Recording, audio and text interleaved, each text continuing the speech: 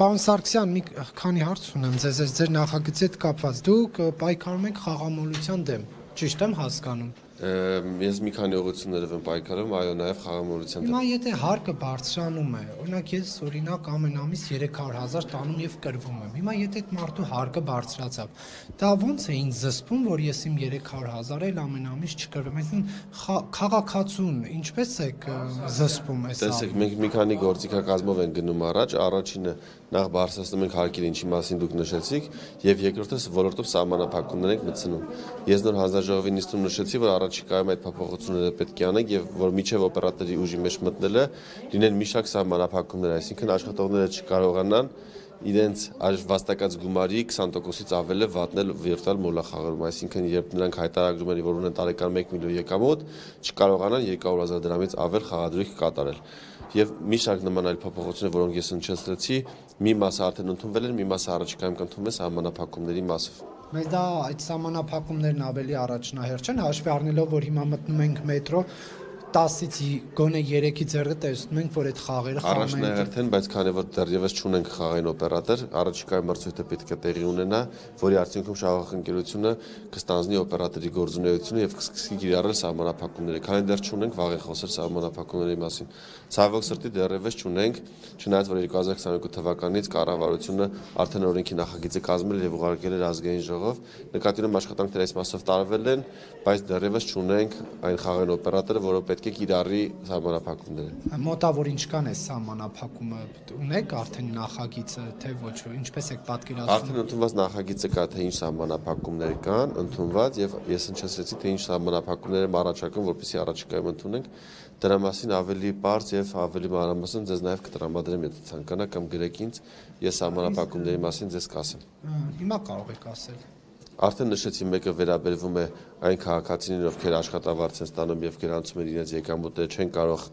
խաղադրույք կատարել իրենց ստացած աշխատավարձի 20%-ից ավելին։ Երկրորդ կարևոր սահմանափակումը մեր այն թոշակառուները, ովքեր չունեն այլ եկամուտի աղբյուր, նրանց համար արգելվի խաղադրույք կատարել ընդհանրապես։ Երրորդ սահմանափակումը պետական որևէ աջակցության ծրագրից կամ պետական նպաստների մասին օրենքից օգտվող որևէ շահառու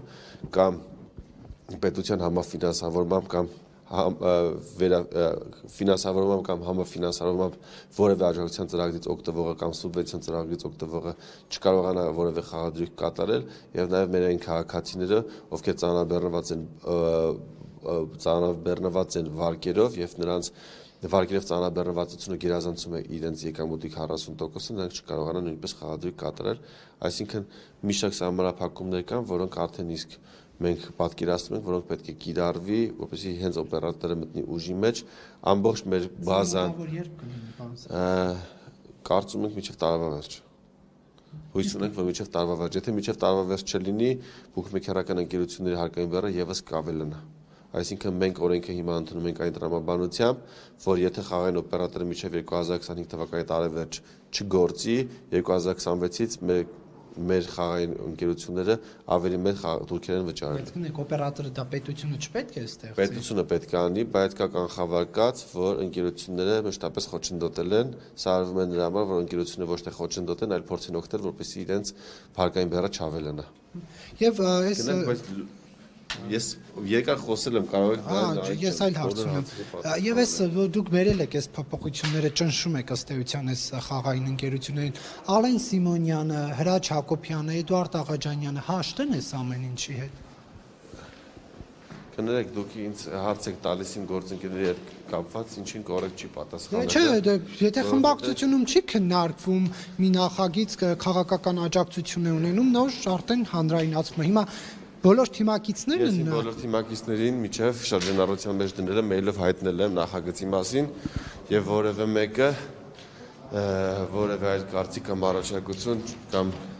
դեմ կարծիք չի արտահայտել։ Դե իրանք Վիվարոյի սեփականատերերի հետ հունական կղզիներ կարծեմ ոյաժների էին գնացել։ Չներվերը չեմ ցանկանում այդ դա հայտնի փաստ է, ինչ որ հայտնագործություն։ Հիմա դա իմ օրենքի հետ կապ չունի, թե ով չեն փորձել խոչընդոտել, օրինակ Ալեն Սիմոնյանը փորձել է խոչընդոտել։ Ինձ անհնար է խոչընդոտել։ Շնորհակալ։ Եվ մի բան էլ կնեք, չէ, Նիկոլ Փաշինյանի անունն էիք անընդհատ տալիս, ոնց որ sense Նիկոլ Փաշինյանը փորձեիք վախացնել թիմակիցներին։ Վարչապետի հետ խոսեցինք, վարչապետի հետ քննարկեցինք, վարչապետը գործադիրի ղեկավար, օրենսդիրը այլ մարմին, ինչ էիք անընդհատ Նիկոլ Փաշինյանով փորձում Ես եթե ճնշել։ հետևել եք առաջին նիստի արձանագրություններին եւ որը տևել է 2 ժամ տնտեսական հանձնաժողովում, որևէ անգամ գործադիրի անունը կամ վարչապետ Նիկոլ Փաշինյանի անունը չեմ տվել։ Ես դա արել եմ միայն երկրորդ ընթացման ժամանակ, երբ արդեն վարչապետ Նիկոլ Փաշինյանը ինքն է առաջարկել, որպեսզի օրենքի տրամաբանությունը փոխենք եւ ձևակերպենք այնպես, որպեսզի